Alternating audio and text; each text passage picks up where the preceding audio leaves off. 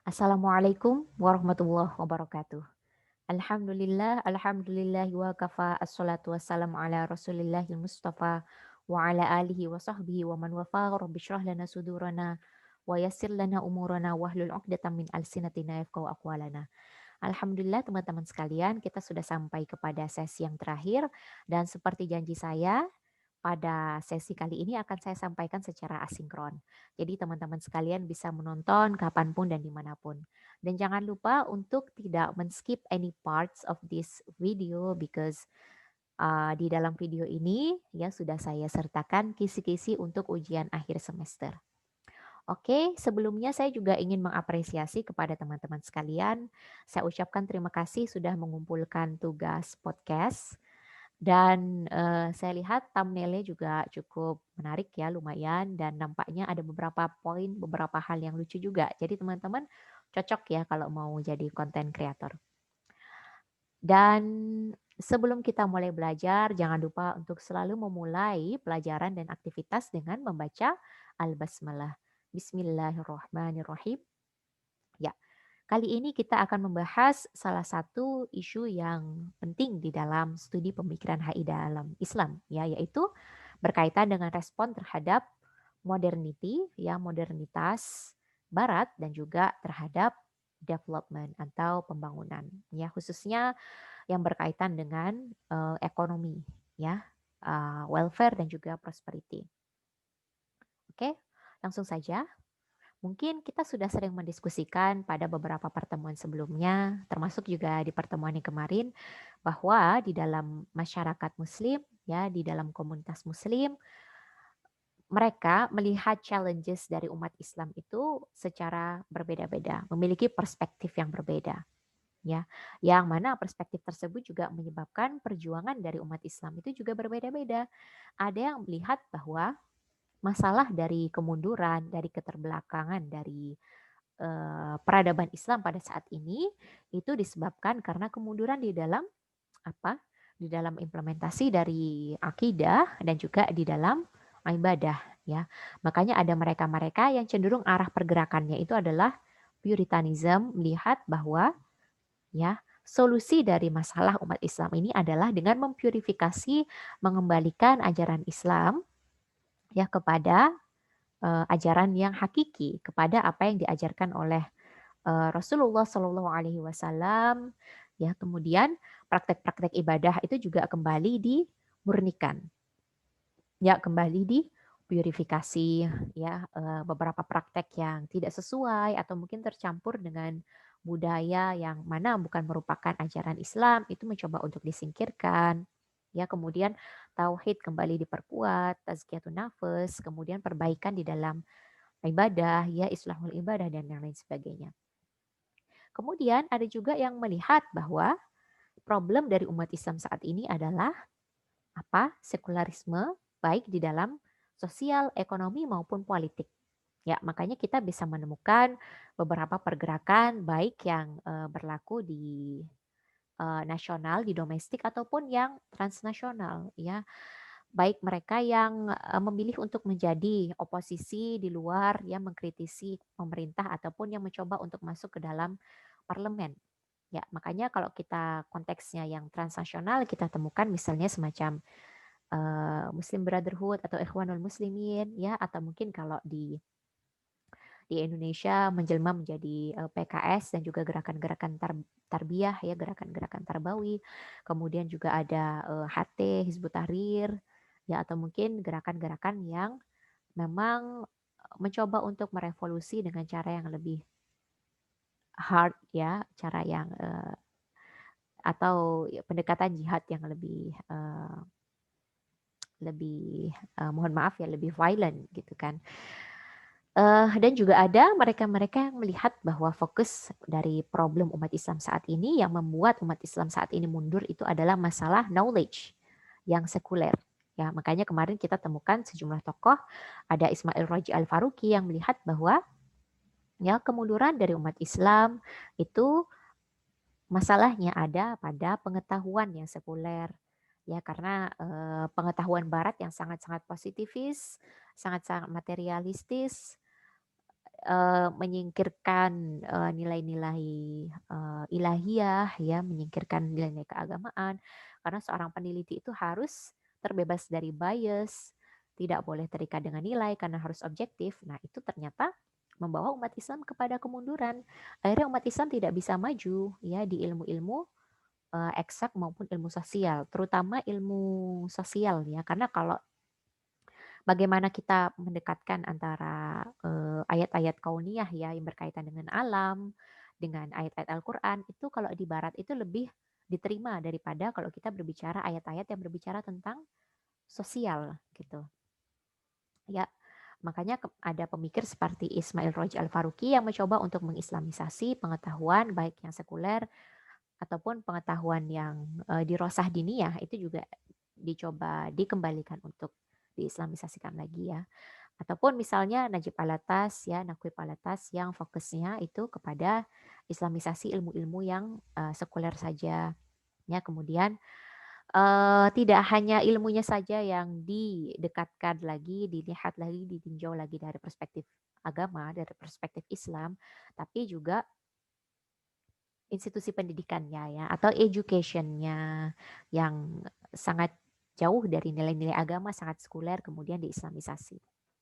Oke, tapi ya di samping hal-hal yang tadi, ya di samping hal-hal yang tadi, ada juga gagasan pemikiran di dalam politik Islam ya terkhusus yang melihat bahwa problem umat Islam ini adalah sesuatu yang lebih praktikal, bukan sesuatu yang hanya semata-mata soal pemikiran saja.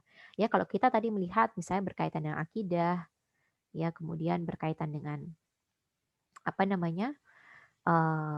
Dengan sekularisme kan ada kata ism ya berkaitan dengan paradigm, berkaitan dengan knowledge ya, knowledge yang sekuler walaupun mungkin tadi islamisasi ilmu pengetahuan juga melihat institusi pendidikan, education yang sekuler itu tidak baik ya, tapi mereka tidak fokus membahas tentang akses terhadap pendidikan ya dan yang lain sebagainya. Jadi tidak membahas tentang isu-isu yang kalau untuk saat ini digolongkan sebagai isu development ya. Makanya kemudian ada yang melihat problem umat Islam saat ini bukan semata kepada ranah pemikiran saja, ranah yang tadi yang ada di sini ya yang ideas, ranah-ranah yang suprastructure ya, tapi lebih kepada hal-hal yang praktikal. Ya, misalnya apa? Misalnya masalah poverty, kemiskinan, ya, masalah ekonomi, bagaimana menciptakan ekonomi yang equals, ya, memberikan lapangan pekerjaan, akses kesehatan, dan juga akses ke pendidikan untuk semuanya, ya. Bagaimana mencerdaskan umat, ya. Jadi bukan semata-mata mengislamisasi institusi pendidikan yang sudah sangat sekuler dan juga ilmu pengetahuannya, tapi juga bagaimana agar masyarakat muslim itu bisa mendapatkan akses untuk itu. Ya, jadi fokusnya kepada isu-isu development, isu-isu pembangunan yang sifatnya lebih praktikal. Oke, ya. Kemudian bagaimana pandangan Islam berkaitan dengan pembangunan? Ya, di dalam Islam itu melihat pembangunan fokusnya atau tujuannya adalah untuk memanusiakan manusia. Dan ini mungkin agak sedikit beda dengan pembangunan perspektif kapitalisme yang melihat bahwa state sebagai main actor, kemudian bagaimana agar negara bisa boost, bisa naik ya dari apa namanya dari developing countries atau bahkan underdeveloping countries ya kemudian bisa maju menjadi negara maju developed countries ya. Tapi perspektif Islam dalam pembangunan itu adalah untuk memanusiakan manusia, untuk memuliakan manusia. Ya, jadi kata Mahbubul Haq, human development is people-centered development. Ya, ini dalam perspektif Islam, where people become agents of development and thus the human him or herself as the ultimate objective of the development program for the purpose of filling or implementing this concept. Ya, jadi manusia itu agentnya, manusia itu pelakunya, dan manusia itu juga objektifnya ya, atau tujuannya adalah untuk memanusiakan manusia. Ya, makanya kalau di dalam Islam ya kita mengenal ada yang namanya konsep sodakoh ya. Ada yang namanya konsep infak, nafkah, ya, apa namanya, berbuat baik, charity untuk, apa namanya, untuk mereka-mereka yang tidak mampu, ya. Kemudian kita juga mengenal konsep wakaf, ya. Bagaimana agar pembangunan, terus jalan, fasilitas itu dibangun atas donasi dari umat, ya. Jadi people center sekali ya pembangunannya, dari perspektif manusia. Kemudian ada konsep zakat, ya untuk mereka-mereka yang fakir, mereka-mereka yang udah nggak bisa ngapa-ngapain sama sekali ya. Karena memang ada beberapa hal di mana orang miskin, fakir itu karena faktor, sesuatu yang di luar kapasitas manusia, ya. Memang dari sananya memang diuji dengan, kekurangan fisik ya misalnya, difabel ya, different abilities, atau mungkin, apa namanya, kemiskinan yang sifatnya struktural ya. Ini berbeda dengan pendekatan yang cenderung kapitalis melihat bahwa orang miskin itu karena mereka tidak memanfaatkan chance ya, mereka tidak memanfaatkan kesempatan sebaik mungkin gitu, atau karena mereka males atau ikhtiarnya kurang ya. Sedangkan di dalam Islam kita melihat kedua hal itu sebagai hal yang balance gitu. Jadi makanya ada mereka-mereka yang baik given dari sananya itu, sulit untuk apa namanya, menjadi lebih prosper, makanya kemudian Islam memberikan tanggung jawab untuk membantu itu kepada mereka yang mampu, ya. Dan, selain itu misalnya kalau misalnya kita mengambil contoh yang lebih, luas lagi ya di dalam konteks masyarakat, sebagaimana apa yang dilakukan oleh Rasulullah ya ketika ketika hijrah ke Madinah ya dari Makkah kemudian ke Yathrib yang kemudian berubah menjadi Madinah. Setelah membangun masjid, apa yang Rasulullah lakukan di situ adalah apa? Konsep al-mu'akho ya, atau mengahunkan, mengsaudarakan antara muhajirin dengan ansor gitu kan. Karena apa? Karena muhajirin ini kalau kita analogikan itu sekarang seperti IDP atau mungkin refugees, mereka-mereka yang harus berpindah, dikarenakan kondisi sosialnya ya, kondisi politiknya tidak menerima mereka sehingga mereka harus pindah ke tempat lain, meninggalkan harta mereka yang mereka miliki, meninggalkan tanah mereka, perkebunan mereka, ya, rumah mereka, bahkan bahkan kekayaan dan juga keluarga mereka itu ditinggalkan semua. Jadi mereka ada di dalam kondisi, fragile, makanya kemudian Ansor, orang-orang yang memang mapan, ya, itu kemudian dipersaudarakan dengan mereka-mereka yang ada di dalam kondisi lemah gitu. Sehingga kemudian dia bisa, bangkit ya, kemudian bisa apa namanya, bisa bisa maju ya sampai kemudian menjadi berdikari ya, menjadi, mandiri ya. Kemudian, apa namanya, ketika ketika mandiri ya, dia dia bisa, independen ya, bisa bisa terlepas dari, tanggungan dari, saudaranya ya.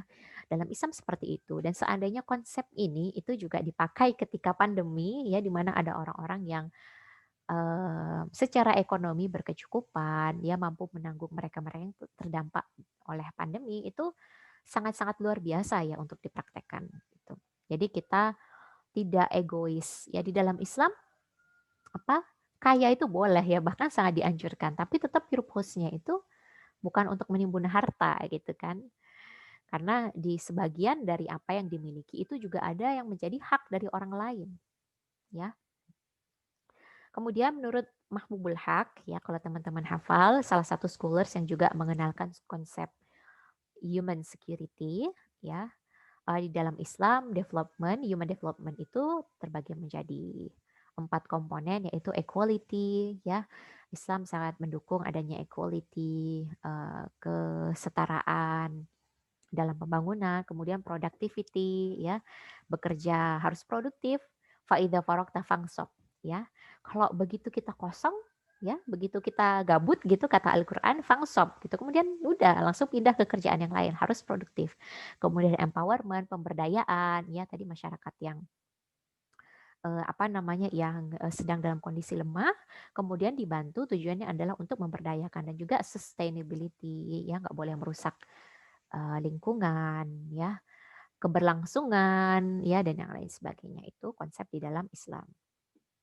Oke, kemudian ya berkaitan dengan pembangunan tentu saja tidak terlepas dari konsep modernitas, ya di mana kita sekarang dihadapkan dengan kondisi masyarakat yang mungkin berbeda dengan beberapa tahun yang lalu, ya terkhusus ya kalau misalnya kita tinjau sebagai seorang muslim tentu saja berbeda dengan apa masyarakat muslim di era eh, apa dakwah Rasul, ya di era dakwah Rasul.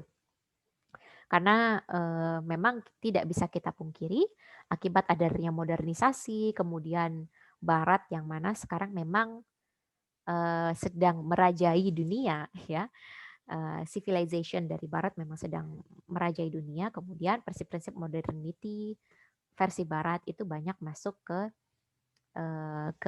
kita ya ke negara-negara Islam ya terkhusus. Makanya kemudian ada yang mengadopsi nilai-nilai modernitas itu sangat-sangat terlalu ekstrim gitu. Ada juga yang anti terhadap modernity dan kemudian lebih fokus kepada religiusitas ya, spiritualitas dibandingkan modernity. Sedangkan di dalam merespon hal ini ya sejumlah pemikir Islam itu melihat bahwa dua hal ini tuh harusnya bisa balance ya, harusnya bisa balance. Nah, kemudian bagaimana agar dua hal tersebut bisa balance ya karena kita tidak bisa memungkiri modernisasi yang dibawa oleh barat itu juga punya implikasi baik ya walaupun mungkin tidak semuanya harus kita terima secara mentah-mentah ya misalnya adanya teknologi kemudian pembangunan industri dan yang lain sebagainya itu bisa kita terima gitu.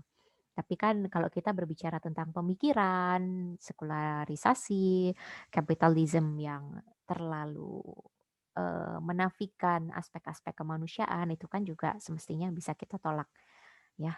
Makanya kemudian Islam itu melihat dua hal ini itu balance ya, melihat antara materialism kemudian spiritualitas, religiusitas itu semestinya bisa balance. Di dalam Islam itu ada konsep yang namanya al-wasatiyah ya yang diambil dari Quran surat Al-Baqarah ayat 143 wa kadzalika ja'alnakum ummatan wasaton ya wa kadzalika ja'alnakum ummatan wasaton litakunu syuhada 'alan nas dan begitulah kami jadikan kamu ya umatan wasaton umat yang tengah-tengah litakunu syuhada 'alan nas untuk menjadi syuhada ya untuk menjadi witness saksi bagi manusia wa yakunar rasula 'alaikum syahida ya dan apa namanya eh, apa rasul para rasul itu juga akan menjadi saksi bagi kamu. Nah, apa sih yang dimaksud dengan umatan wasaton di sini yang kemudian diderivasi oleh ulama menjadi konsep al-wasatiyah ya. Ini al-wasatiyah atau dengan kata lain adalah moderasi ya. Ada beberapa makna dari konsep al-wasatiyah. Kalau menurut Hasan Al-Banna, ya menurut Hasan Al-Banna itu adalah moderasi antara materialisme yang dibawa oleh Barat dengan agama.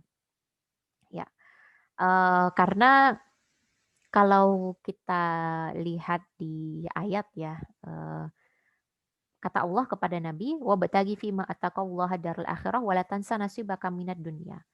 Kamu ambil apapun yang itu memang menjadi perkara akhiratmu wala tansa nasibaka minad dunya, tapi jangan lupa dengan perkara duniamu gitu. Ada juga di dalam hadis ya ketika apa namanya ada salah seorang sahabat yang ingin menjadi solih gitu kan. Kemudian bertanya, ya Rasulullah bagaimana kalau saya berpuasa full tanpa berbuka? Kata Rasul apa? Saya itu nabi, tapi saya asum, ya saya berpuasa, tapi juga saya berbuka gitu.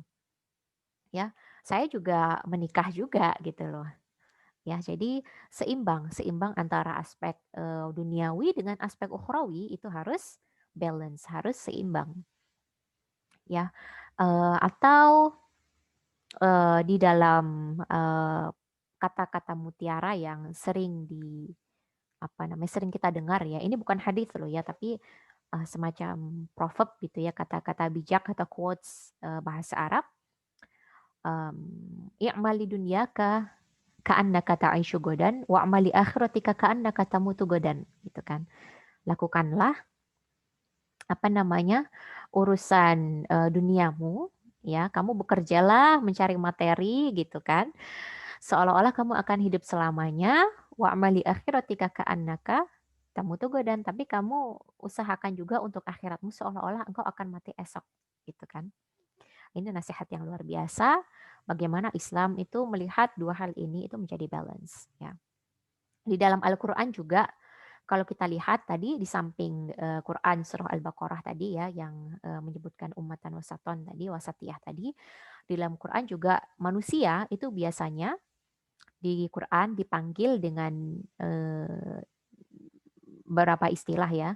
Dan dua di antaranya itu kalau enggak al-ins ya, jamaknya an-nas ya, insan, an-nas, al-ins, atau kalau tidak dipanggilnya bashar ya.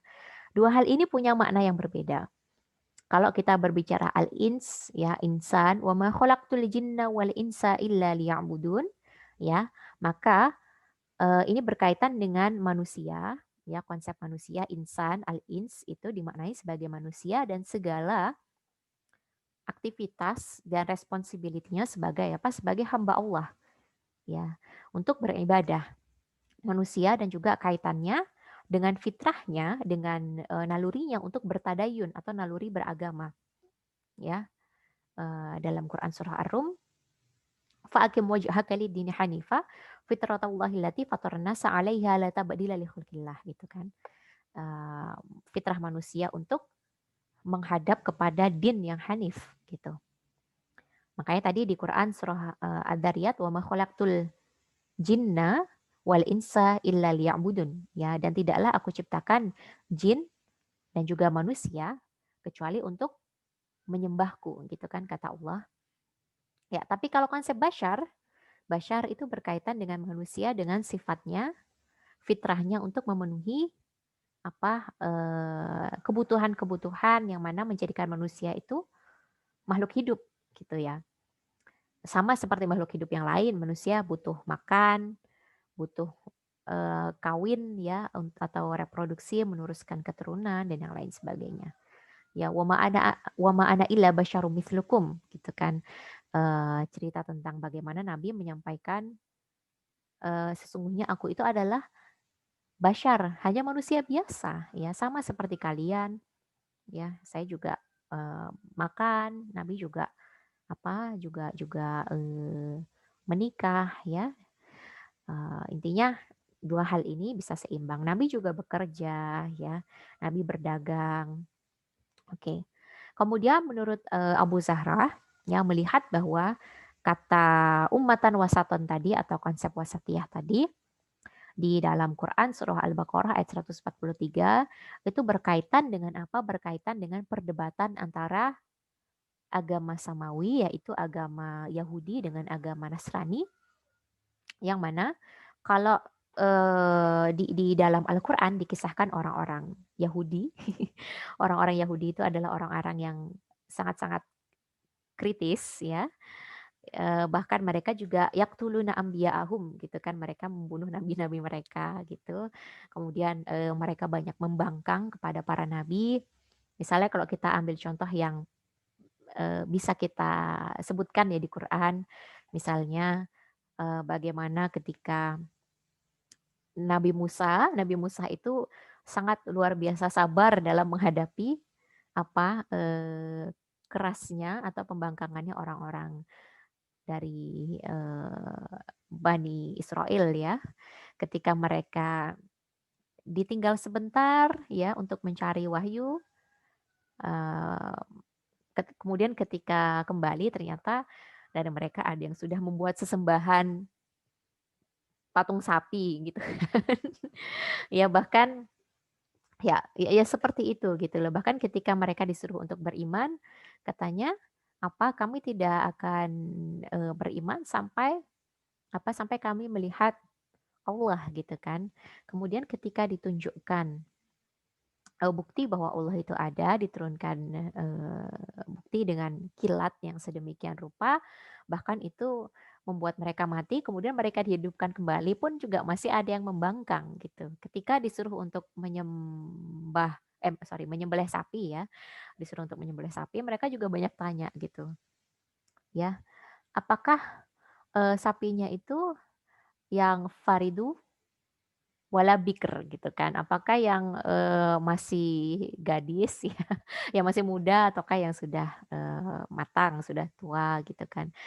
Kemudian warnanya apa gitu kan, ya banyak tanya gitu. Jadi, banyak banyak pembangkangan yang terjadi gitu kan. Mereka kurang tidak menghormati nabi gitu. Bahkan, mereka juga membunuh anbiya'ahum gitu. Tapi, berbeda dengan umat Nasrani misalnya ya, yang cenderung sangat ekstrim kepada Nabi, ya, Nabi Isa terkhusus, ya, sehingga keekstriman tersebut membuat mereka mengkultuskan Nabi Isa, bahkan, menjadikan Nabi Isa itu menjadi sebagai sesembahan, ya, sebagai Tuhan. Ya, kemudian Islam itu tidak di antara dua kubu ini, ya, dan juga tidak mencoba untuk mengambil ajaran pemikiran yang ada di Yahudi dengan Nasrani, ya. Kemudian di-combine seperti itu tapi menjadi wasit ya. Makanya kalau kata wasit itu sebenarnya dari bahasa Arab ya. Wasit, wasaton itu punya akar kata yang sama, ya wusto ya. Jawal wusto itu artinya Jawa Tengah ya. Jadi wasit itu gimana sih posisinya? Apakah wasit itu kadang berpihak ke A, kadang berpihak ke B? Kan enggak. Wasit itu di tengah, netral. Ya, enggak berpihak kemanapun. Ya, makanya kemudian, kalau menurut, Syekh Muhammad Abu Zahroh ini, fokus dari, umat dan wasaton ini maksudnya adalah kelak di hari akhir umat Islam akan menjadi wasit, saksi bagi, dua agama yang mana mereka punya perlakuan yang berbeda terhadap nabi mereka, gitu. Ya. Kemudian, senafas dengan Hasan al-Banna, Wahbah az-Zuhaili memaknai al-wasatiyah, konsep al-wasatiyah ini sebagai keseimbangan atau balance antara, aspek duniawi dengan aspek ukhrawi. Ya, seperti itu. Mana yang benar? Semuanya, bagus ya. Hanya saja kan kalau yang, apa namanya, yang melihat komparasi antara Yahudi dengan Nasrani itu kan memang sesuai dengan konteks turunnya ayat ya, atau asbabun nuzulnya pada saat itu. Karena, apa namanya, ini juga berkaitan dengan pemindahan kiblat ke apa namanya, ke Masjidil Haram yang mana sebelumnya itu menghadap ke Baitul Maqdis ya. Kemudian, karena Rasul sudah 2 tahun berdoa meminta agar dipindahkan, kemudian Allah baru mengkabulkan tuh 2 tahun kemudian gitu. Tapi kalau kita bisa terapkan untuk konteks sosial, maksudnya itu tadi ya, keseimbangan antara aspek ukhrawi dan juga duniawi. Ya, menurut Yusuf Qaradawi, Syekh Yusuf Qaradawi, karakteristik dari agama Islam itu ada 4, Rabbaniyah, ya, atau berisi ajaran ketuhanan, ya. Sebenarnya kata Rabbaniyah ini tidak pas kalau kita artikan sebagai ketuhanan, karena kata Rob itu maknanya itu adalah Tuhan yang bagaimana? Tuhan yang memelihara, yang mengatur, yang mendidik, ya, itu kata Rob. Berbeda dengan ilah yang artinya sesembahan, ya. Jadi Islam itu melihat bahwa Tuhan itu tidak hanya sebagai apa namanya, sesembahan saja yang harus disembah ya, tapi juga apa, juga, memberitahu kepada manusia ya kebenaran-kebenaran yang mana memang itu sesuai dengan kebutuhan, sesuai dengan nature, sesuai dengan fitrah manusia. Ya, al-haqqu mir rabbika fala takunanna minal mumtarin. Kebenaran itu asal di Rabbmu, makanya jangan sekali-kali kamu ragu, ya. Kemudian Islam itu juga insaniyah atau sesuai dengan karakteristik manusia, sifat manusia, fitrah manusia, human nature, baik tadi fitrah atau nature yang berkaitan dengan gorizah tadayun atau naluri dalam beragama dan juga naluri untuk apa namanya untuk survive ya kayak apa namanya makan, kemudian mencegah bahaya, ya menyelamatkan diri, kemudian memperbanyak keturunan. Nah, itu kan naluri-naluri yang berkaitan dengan sifat manusia sebagai bashar tadi. Ya, kemudian konsep wasatiyah atau moderasi, ya, seimbang balance antara aspek ukhrawi dan juga duniawi. Oh ya, mungkin ini kelupaan ya. Kalau misalnya kita lihat di agama Nasrani ya misalnya, ya, mereka-mereka yang ya ini mohon maaf ya karena saya yakin juga semua di sini yang ikut mata kuliah kita adalah muslim ya. Mereka-mereka yang dikatakan sebagai pastor ya, bukan pendeta ya. Kemudian juga biarawati, itu kan mereka menafikan apa? Unsur-unsur eh, manusiawi tadi ya, fitrah-fitrah yang memang sudah ada di dalam diri manusia, misalnya untuk menikah ya. Atau mungkin kalau kita lihat agama lain misalnya ya Buddha ya yang para biksu-biksu yang mereka fokusnya ke religiusitas saja, tapi dunianya tidak ya. Sedangkan Islam kan balance antara dua hal tersebut. Kemudian waqi'iyah, agama Islam itu juga bisa kontekstual ya. Eh, sangat-sangat applicable dalam konteks apapun ya dan juga di masa apapun. Oke. Dan lawan dari wasatiyah itu adalah ataturruf ya atau berkubu kepada salah satu sisi. Ya, jadi wasatiyah itu di tengah, netral, bukan berkubu kepada salah satu poros, berkubu kepada salah satu sisi. Ya, misalnya kalau kita berbicara kaitannya antara akal dengan wahyu, Islam balance. Bukan yang apa-apa harus dari kata Tuhan saja ya, tapi juga menerima akal sebagai salah satu sumber dari ilmu. Kemudian berkaitan dengan tadi ya, berkaitan dengan materi, Islam juga balance ya. Bekerjalah sebanyak-banyaknya faida farokta fangsob, kalau mulai gabut fangsob, segera pindah gitu ke kerjaan yang lain ya. Bekerja sebanyak-banyaknya, bahkan kalau kita lihat di Sirah Nabawiyah ya, sahabat-sahabat Rasul itu banyak yang kaya-kaya ya. Utsman bin Affan aja kebunnya luar biasa, Umar bin Khattab juga demikian. Belum lagi Abdurrahman bin Auf ya yang terkenal sebagai orang yang susah miskin ya karena bisnisnya selalu sukses. Bahkan Rasul sekalipun juga apa namanya berdagang juga ya juga berbisnis ya. Jadi balance. Kemudian tadi ya lawannya adalah tataruf. Oke. Ya. Kemudian ini konsep wasatiyah menurut Buya Hamka. Jadi umatan wasaton itu keseimbangan antara dunia dan juga spiritualitas. Jadi tafsirnya Hamka di sini mengarah kepada permasalahan yang sosial ya, bukan berkaitan dengan konteks perdebatan antara Yahudi dengan Nasara tadi. Ya. Dan umatan wasaton itu ada beberapa apa namanya? Aspeknya ya berkaitan dengan keimanan, kemudian equality ya kesetaraan, honesty, kejujuran, courage, keberanian, wisdom, ya kebajikan, kebijaksanaan, brotherhood, persaudaraan, justice dan siratul mustaqim ya atau ajaran yang lurus, din yang lurus. Ya ini apa namanya elemen-elemen di dalam umatan wasaton. Jadi ketika kita ingin mengimplementasikan konsep wasatiyah di dalam kehidupan kita, kalau menurut Buya Hamka, itu faith, iman harus dijaga, harus menjunjung kesetaraan, honesty, courage, wisdom, brotherhood, justice, and siratul mustaqim, of course ya. Jangan mentang-mentang kita pro terhadap equality, kemudian equality-nya kebablasan sehingga kemudian melenceng dari apa yang Islam bawa ya, terlalu berporos kepada salah satu, itu nggak diajarkan di dalam agama kita, di dalam Islam. Ya. Kemudian di samping Islam wasatiyah juga ada konsep lain ya, Islam hadori. Ya, untuk merespon modernitas tadi ya.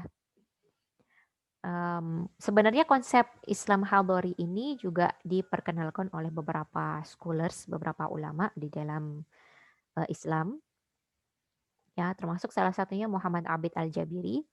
Terlepas dari beberapa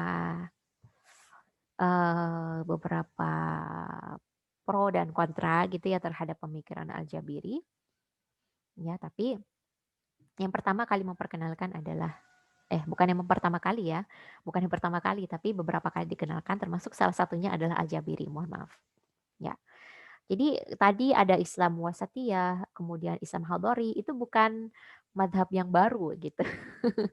Tapi maksudnya adalah bagaimana berislam dalam merespon konteks sekarang yang memang dipenuhi dengan tantangan modernitas tadi dan juga beberapa pemikiran yang apabila kalau kita tidak bisa balance ya akan cenderung membuat umat Islam itu cenderung kepada tadi materialism, sekularisme, ya kapitalisme dan yang lain sebagainya.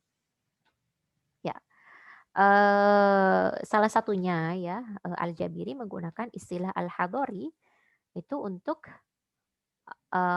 membalancekan antara demokrasi yang memang ya kalau kita berbicara gagasan demo and krasi itu memang dibawa oleh Barat ya, demo and krasi dibawa oleh Barat, bukan dari Islam ya.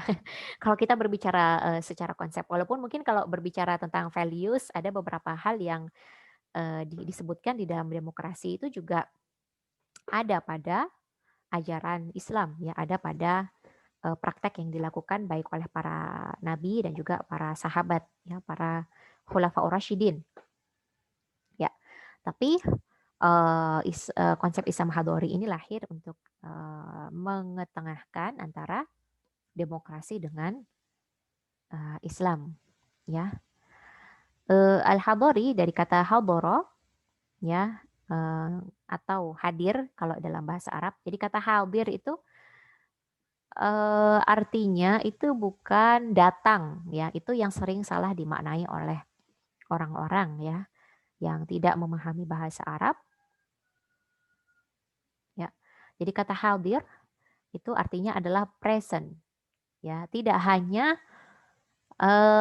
datang saja tapi juga ada pada saat itu di tempat itu gitu ya, present sebagaimana di dalam bahasa Inggris ya, ada past tense, present tense ya. Jadi hadir itu artinya tidak hanya datang tapi juga sesuai juga tepat pada saat itu gitu loh. Gimana ya saya mengistilahkannya ya? Sesuai dengan konteks zaman gitu kan. Makanya di kata hadir, hadoro itu juga kemudian bisa berubah menjadi al-hadorah, atau kalau di dalam bahasa Indonesia, di dalam bahasa Inggris itu adalah civilization atau peradaban gitu kan. Jadi Islam al-hadori itu maksudnya adalah Islam yang mana dapat menyesuaikan dengan konteks tantangan peradaban pada saat ini gitu, maksudnya seperti itu. Dan ini bukan suatu aliran atau mata baru, ini bukan ya, maksudnya lebih kepada strategi gitu. Tapi tetap bagaimana kita berislam itu kalau udah kita berbicara tentang sholat, puasa, zakat itu ya nggak bisa dikontekstualisasikan gitu kan. Ya, ini lebih kepada sosialnya ya. Oke. Dan kata al-hadori tadi itu merupakan adjektif atau kata sifat ya dari kata Islam al-hadori gitu. Islam yang menyesuaikan dengan hadorah gitu. Ya, dengan konteks sekarang gitu ya. Islam yang modern, itulah istilahnya, Islam yang modern. Ya, walaupun banyak yang memaknai dan juga mengenalkan konsep Islam Hadori, tapi bagaimana konsep Islam Hadori itu bisa menjadi sebuah strategi dalam development dan juga di dalam apa namanya di dalam politik, ya, itu dikenalkan oleh Tun Haji Abdullah bin Haji Ahmad Badawi, Perdana Menteri Malaysia tahun 2003 sampai 2009. Waktu itu memang konteks sospolnya ya terjadi debates dan juga konflik antara UMNO ya atau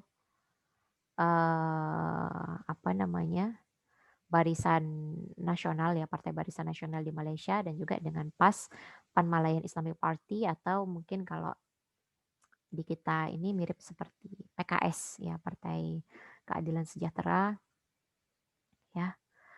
Yang mana yang satunya itu cenderung kepada menerima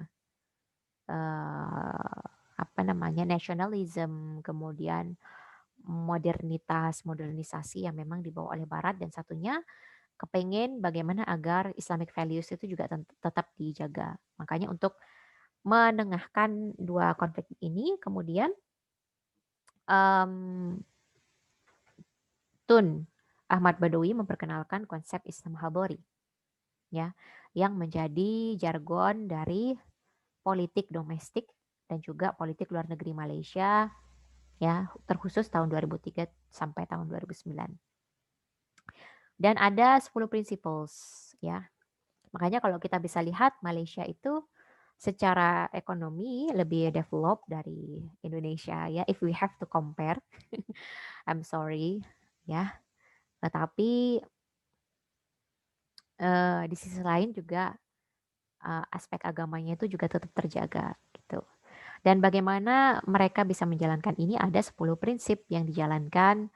Ada faith and piety to Allah, jadi iman dan takwa kepada Allah. Kemudian pemerintahan yang adil dan juga amanah. Ada orang-orang yang mereka free dan juga independen, ya. Mereka yang punya kebebasan dan juga kemerdekaan, mastery of knowledge, ilmu pengetahuan, balance and comprehensive economic development, pendekatan ekonomi yang balance, yang seimbang dan juga komprehensif, ya, meluas, komprehensif. Dilihat dari berbagai perspektif, berbagai aspek, ya. Kemudian a good quality of life, protection of the rights of minority groups and women. Kemudian cultural and moral integrity, integritas kultural dan juga moral. Ya, integrity itu maksudnya komitmen yang tinggi ya terhadap culture, terhadap budaya dan juga moral. Kemudian protection of the environment, menjaga lingkungan, strong defenses, ya, atau defense yang kuat, ya, pertahanan yang kuat. Oke. Dan kalau kita lihat ya banyak banyak entitas internasional ya, internasional seperti PBB ya, UN, kemudian OKI, Organisasi Kerjasama Islam, itu juga sangat mengapresiasi pendekatan Islam Hadori yang diterapkan oleh Malaysia di dalam pembangunan di Malaysia. Ya. Walaupun demikian, itu juga ada sejumlah hal yang masih tidak jelas gitu dalam konsep Islam Hadori. Ya, menerima modernitas pembangunan yang apa namanya? yang modern ya, pembangunan yang kapitalis, tapi di satu sisi juga menciptakan misalnya sosial ya, kita ini menciptakan hedonism ya, kehidupan yang hedon. Bahkan kalau kita lihat Malaysia itu juga punya apa? Punya apa? Punya kasino yang besar ya, yang terbesar di dunia. Ya. Jadi apakah yang seperti ini itu cukup Islami gitu? Jadi oke, syariah misalnya ya, apalagi yang berkaitan dengan hudud jenayah itu memang mengadopsi nilai-nilai Islam, nilai-nilai syariah, tapi tadi yang berkaitan dengan pembangunan ada beberapa hal yang bablas sehingga kemudian menciptakan tadi praktek hedonism, kemudian ya walaupun prostitusi, kemudian alkohol dilarang, tapi ada tempat-tempat spot-spot tertentu yang di apa ya, ya dimaklumi gitu. Ada tempat-tempat yang eksklusif, ya dan ini menjadi kritikan gitu, kritikan bagi konsep Islam Hadori yang diterapkan di dalam pembangunan Malaysia. Ya,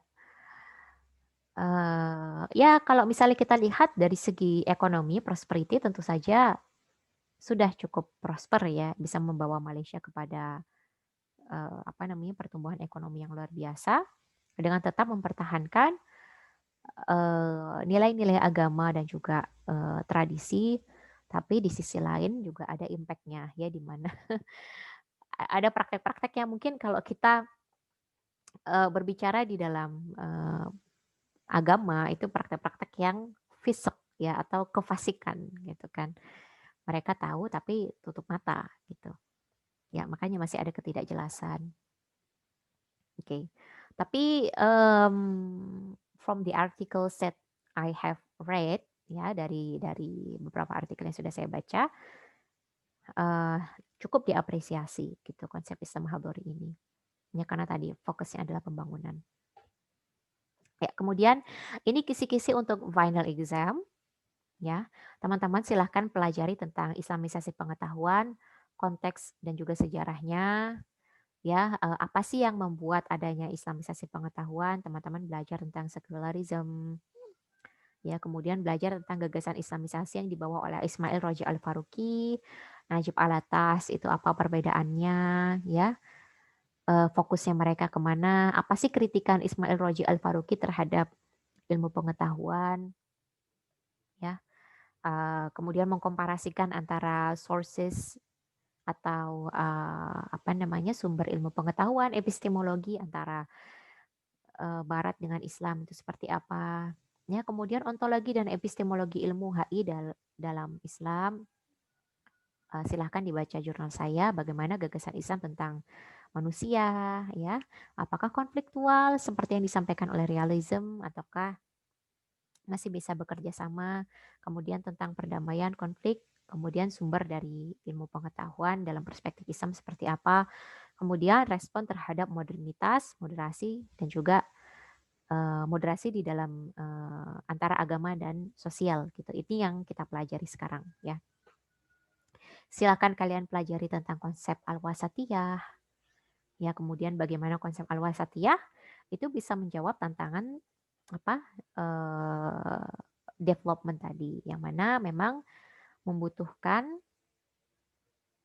apa untuk melihat lebih jauh, lebih lebih dalam atau mempertimbangkan lebih berat tadi hal-hal yang mungkin kalau di dalam agama itu ranahnya materialism gitu ya. Uh, apakah Islam kapitalis atau sosialis? Ya, jawabannya adalah wa kadzalika ja'alnakum ummatan wasaton. Islam tidak berada di antara kedua-duanya, ya. Kalau misalnya kita berbicara tentang kepemilikan pribadi, Islam sangat-sangat encourage seorang personal itu untuk kaya, ya, untuk kaya. Tapi tetap di antara kekayaan itu ada yang merupakan hak dari mereka-mereka yang baik secara struktur ataupun memang sudah given dari sananya itu tidak mampu untuk menjadi prosper ya atau untuk menjadi lebih sejahtera. Tapi di dalam Islam kalau kita berbicara tentang al-milkiyah ya atau kepemilikan, juga ada kepemilikan yang memang menjadi punya punya bersama gitu. Ya, makanya di dalam hadis Anas syuraka fi thalath. Manusia itu berserikat dalam 3 hal, alma, air ya termasuk sungai. Jadi air mineral bagi yang mereka yang mampu beli itu semestinya nggak ada gitu ya. Kalau misalnya bisa, ya semestinya itu dikelola oleh negara agar masyarakat itu bisa terpenuhi, airnya teralirkan, ya seperti itu. Alma, ya termasuk juga laut ya, laut itu juga milik bersama. Kemudian al-kala, ya atau tanah, ya perkebunan yang besar, pertanian yang besar itu juga semestinya dimanfaatkan untuk kepentingan rakyat ya, masuknya ke milkiyah al-ammah ya atau kepemilikan publik. Kemudian anar atau energi ya, sumber daya energi, fuel, bahan bakar ya, batu bara, kemudian minyak bumi. Ya, semestinya bukan dimiliki oleh private tapi untuk kepentingan publik gitu. Oke. Lanjut. Ya, kemudian bagaimana dengan Indonesia? Ya, tadi kan di Malaysia ada Islam Hadori, di Indonesia kita juga mengenal konsep al-wasatiyah sebagaimana tadi yang dikenalkan oleh Muhammadiyah misalnya ya. Kemudian NU juga mengenalkan wasatiyah, tapi mungkin yang belakangan ini sering kita dengar ya di Indonesia itu adalah diskursus tentang Islam yang Nusantara. Ya, Islam Nusantara. Sayangnya ya Islam Nusantara ini seringkali dikaitkan dengan konsep wasatiyah gitu. Padahal berbeda ya. Kalau konsep wasatiyah itu memang sudah ada di dalam Al-Qur'an dan juga memang maksudnya sudah ada itu ini ya ayatnya kan sudah ada. Kemudian kan diambil, dikonseptualisasikan oleh sejumlah ulama, kemudian muncullah konsep yang namanya al-wasatiyah ya seperti itu. Tapi kalau kita berbicara baik secara konsep maupun praktis itu sudah ada sejak Rasul gitu. Maksudnya seorang muslim itu seimbang balance antara aspek materialistik dengan juga aspek-aspek spiritual, aspek religius ya. Kemudian kalau tadi yang disampaikan oleh Wahbah Zuhaili misalnya tentang bagaimana Islam itu merespon menjadi wasit di antara dua perdebatan antara Yahudi dengan Nasrani ya misalnya ya. Tapi kemudian moderasi yang wasatiyah ini dimaknai terlalu jauh ya belakangan ini sehingga lahirlah konsep Islam Nusantara.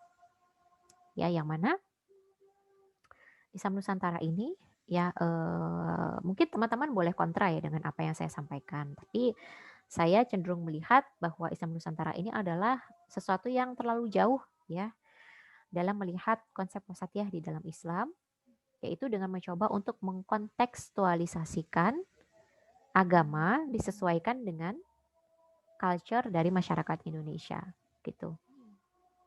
Jadi ya bukan Islam yang masuk kemudian mempengaruhi culture di Indonesia, tapi Islam yang harus menyesuaikan dengan Indonesia, dengan Nusantara gitu. Makanya kemudian kita temukan beberapa perdebatan ya misalnya tentang bagaimana cara berpakaian gitu. Oh, cara berpakaian yang seperti saya ini misalnya dianggap ke Arab-Araban. Seharusnya pakai jarik gitu kan misalnya. Padahal gamis model dress yang seperti ini juga bukan dari Arab juga gitu kan. Yang poin pentingnya itu kan adalah bagaimana menutup himar ya, menutup aurat dengan sempurna gitu kan. Kemudian ya ini mohon maaf ya bukannya saya gimana-gimana cuman saya mengambil contoh dari yang biasa di apa namanya dibawa di media gitu kan. Misalnya berkaitan dengan hijab. Ya, ada yang kemudian memaknai terlalu jauh bahwa hijab yang seperti ini itu bukan ajaran Islam tapi tradisi dari Arab gitu. Padahal apa namanya kalau di dalam Al-Qur'an itu wala tabarrujna tabarrujal jahiliyah. Janganlah kamu bertabarruj sebagaimana orang-orang jahiliyah gitu. Jadi kalau dilihat orang-orang jahiliyah itu pakaiannya nggak seperti ini gitu. Orang-orang Arab itu tradisinya dulu mereka tuh ya luar biasa seksi-seksi gitu kan. Mereka menampakkan perhiasan gitu kan, kalau kalau untuk wanita itu kan bagaimana Al-Qur'an dengan lembut gitu kan menggunakan kata, apa namanya, tubuh wanita gitu kan dengan kata perhiasan mereka gitu kan ditampakkan ya. Eee, Bahkan ada yang ya sengaja menghentakkan kaki agar gelangnya kelihatan gitu kan, gelang kakinya kelihatan, ya seperti itu gitu. Apa namanya, dandan wanita pada masa jahiliyah ya. Kemudian juga misalnya dalam istilah-istilah ya, dalam bahasa ya ini, apa ya, sangat menyedihkan sebenarnya kalau untuk saya pribadi gitu. Padahal, beberapa kata yang sudah menjadi bahasa baku di dalam bahasa Indonesia itu banyak yang merupakan sumbangsih dari bahasa Arab gitu. Salah satu sumbangsih dari adanya dakwah Islam, itu tidak hanya kepada hal-hal yang sifatnya artefak saja yang bisa kelihatan, termasuk juga di dalam berbahasa gitu kan. Makanya, wa amruhum syura bainahum gitu kan, kata syura, kemudian di Indonesia juga ada kata syura juga, ada kata musyawarah, ya itu kan juga diambil dari bahasa Arab ya. Bahkan kata di dalam bahasa Inggris sekalipun kata cover ya atau penutup gitu, itu kan juga punya akar yang sama dengan kata kafaro ya, dengan kata kafir gitu. Jadi mereka yang kemudian tidak memahami bahasa Arab dengan baik, kemudian salah mengartikan kata kafir gitu. Padahal kata kafir itu adalah kata yang sangat-sangat halus, yang artinya adalah orang yang menutup diri dari agama Islam. Tapi kemudian masuk ke Indonesia dimaknai sebagai kata yang jelek gitu loh. Padahal itu kata-kata yang sangat halus. Mereka yang menutup diri, belum membuka hati terhadap agama Islam itu disebut sebagai kafir. Kalau orang Nasrani dan dia orang Arab asli dan mengerti bahasa Arab, pasti nggak bakalan tersinggung gitu loh. Pasti tidak bakalan tersinggung dengan kata-kata itu gitu. Tapi di Indonesia hal itu tidak terjadi gitu. Karena apa? Karena banyak orang yang tidak paham bahasa Arab, kemudian anti terhadap bahasa Arab. Padahal kan apa bahasa bahasa Al-Qur'an itu kan juga menggunakan bahasa Arab ya. Kalau kita lihat misalnya saking antinya itu juga hampir mengarah, tapi semoga jangan ya. Semoga jangan sampai gitu mengarah ke bagaimana misalnya Mustafa Kemal Atatürk dulu ya mau modernisasi Turki gitu kan, sampai azan itu juga diganti dengan bahasa mereka gitu, saking mereka anti terhadap bahasa Arab. Padahal ketika kita mau belajar agama, kita harus memahami al-urubah ya, atau kearab-araban. Kearab-araban itu maksudnya bukan tentang culture, bukan tentang apa namanya, bukan tentang kebiasaan mereka ya, tapi logika berpikir orang Arab gitu, atau logika berpikir di dalam bahasa Arab. Misalnya seperti ini ya, kata azab ya, kalau di dalam Al-Qur'an adzabun alim gitu, kalau kemudian diterjemahkan oleh, Kemenak ya, oleh apa namanya, Kementerian Agama atau mungkin terjemahan-terjemahan yang lain, itu dimaknai sebagai siksa gitu ya, di sinetron Indonesia misalnya ya, sinetron Azab Kubur itu kan siksaan yang ngeri-ngeri gitu kan. Makanya kemudian ketika logika Arab ini al-urubah ini tidak dipakai, ada kesalahpahaman gitu, pemahaman secara parsial kalau, oh Islam itu isinya siksaan, Allah tuh ngeri gitu ya nyiksa manusia gitu, memberi adab. Padahal kata adabun itu dekat dengan kata azbun ya, di dalam Quran itu kan ada wahada adbun furatun wahada milhun ujaj. Ini ada apa namanya, ada dua dua air gitu ya, dua lautan yang mereka itu bertemu tapi tidak bercampur satu sama lain. Ada yang airnya tawar, ya, adbun furatun wa hadza milhun ujaj. Ada juga yang airnya tuh asin gitu kan. Mereka nggak saling bertemu karena apa namanya? Zatnya itu berbeda ya, apa namanya? Unsurnya berbeda, kemudian apa tidak tercampur satu sama lain gitu kan. eh Kata adab itu juga lekat dengan kata adbun tadi gitu atau tawar gitu. Jadi adab itu semestinya bukan dimaknai sebagai siksaan, tapi bagaimana apa namanya Allah mencoba untuk menjernihkan manusia, mentawarkan kembali manusia yang tadinya penuh dengan kotor gitu ya, penuh dengan dosa, kemudian dijernihkan kembali gitu. Ya, jadi kata adab itu sesuatu yang halus, bukan sesuatu yang mengerikan sebenarnya, tapi kemudian di Indonesia dimaknai berbeda gitu. Ya, dan ini menurut saya berbahaya ya, menurut kita tuh berbahaya. Karena apa? Karena ketika eh, apa ya? Ketika misalnya preservasi terhadap culture itu kemudian dimaknai sebagai menghilangkan aspek al-urubah di dalam memahami agama, ya, atau logika berpikir Arab tadi ya, memaknai teks-teks nas Al-Qur'an dengan cara yang semestinya ya, dengan logika yang semestinya, karena Quran itu dalam bahasa Arab, kemudian dimaknai dengan seenaknya, disesuaikan dengan apa yang terjadi di masyarakat gitu ya, dicocok-cocokkan kayak gitu.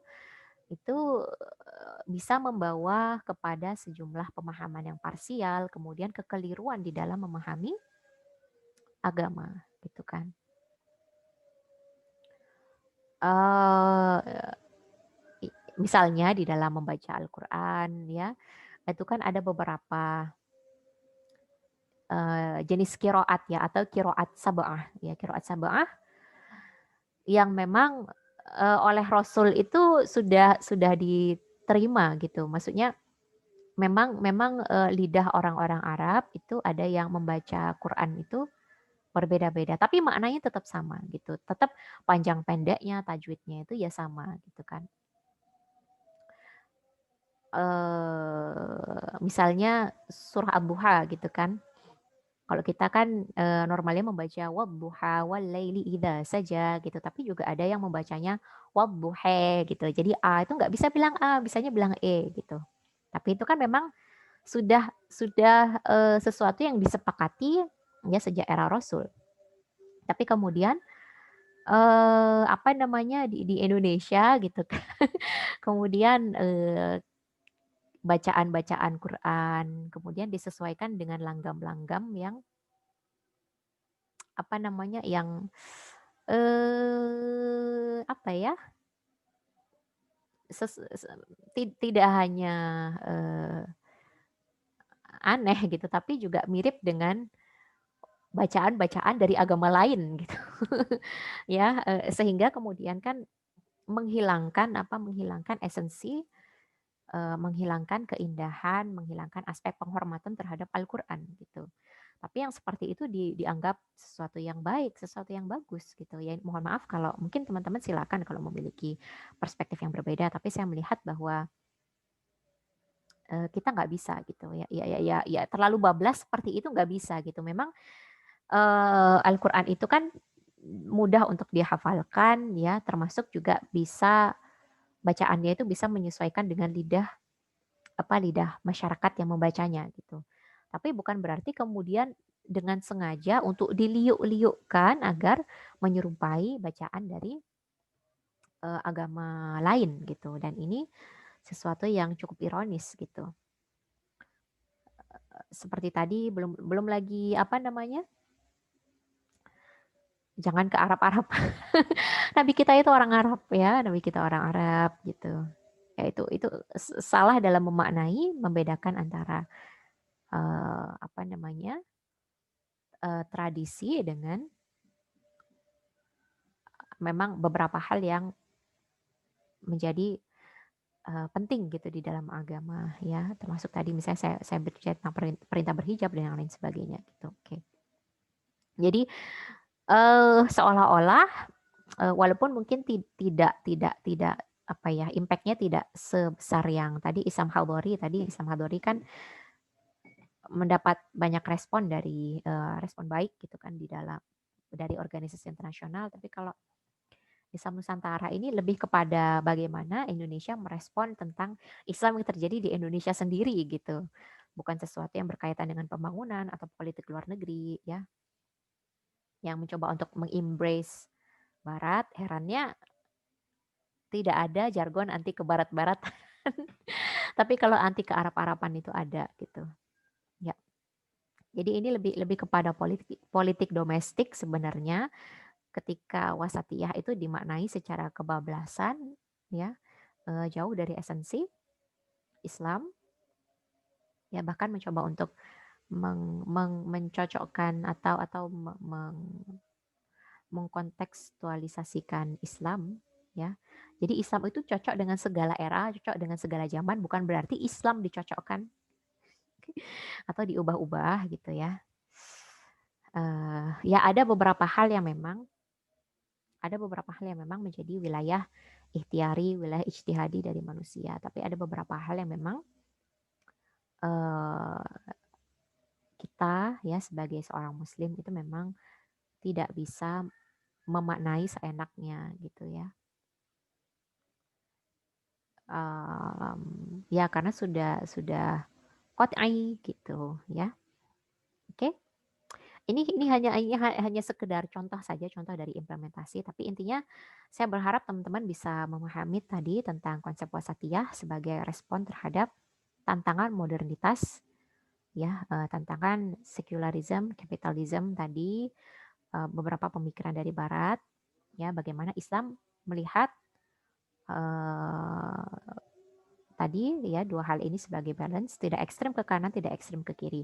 Kalau mungkin kita sebagai anak HI, ini kita melihat bahwa Islam mensupport seseorang untuk apa namanya, respect terhadap hak-hak individualnya untuk prosper sedemikian rupa, tapi tetap mengingat bahwa ada bagian dari masyarakat yang merupakan menjadi tanggung jawabnya. Itu konsep development di dalam Islam.